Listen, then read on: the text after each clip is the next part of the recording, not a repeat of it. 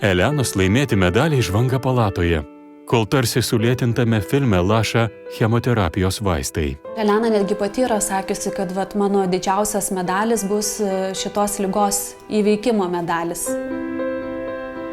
Mano kaip ir herojai yra Danas Rapšys ir Rūta Meilutytė. Aš noriu kaip plaukti, kaip jie.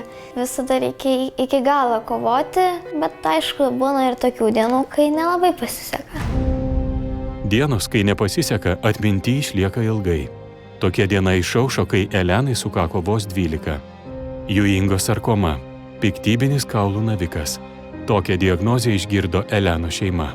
Elenos atvejis tikrai yra sudėtingas ir sunkus vien dėl to, kad liga diagnozuota stipriai išplitusi, jinai turinti tolimasias metastazes, ta vadinama 4. stadija.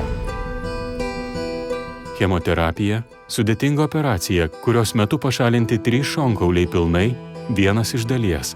Taip pat pašalinta dalis plaučių ir diafragmos. Nėra geras dalykas liga, bet jinai kaip mus suvienyje labiau. Padaro stipresniais ir vėl tęsiasi gyvenimas. Tapti stipresniems mums padeda ir palaikymas. Laikykis, aš su tavim. Apkabinu ir siunčiu tau bučkį. Žiauriai sugraudinot, nes man labai patinka sportuoti ir aš esu jūsų žiauriai gerbėja. Ačiū Jums labai už palaikymą. Plaukikas Danas Rapšys Elenai padovanojo savo iškovotus medalius.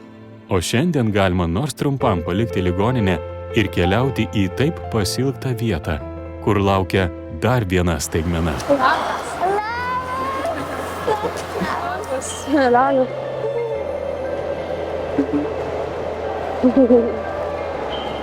Tikrai labai įkvepia pamatyti ją irgi. Ir dėkingumas didžiulis už galimybę būti kažkam tuo, kaip aš esu, ir tuo pačiu Elena gal dar stipresnė už mane yra. Tai už pergalę gyventi.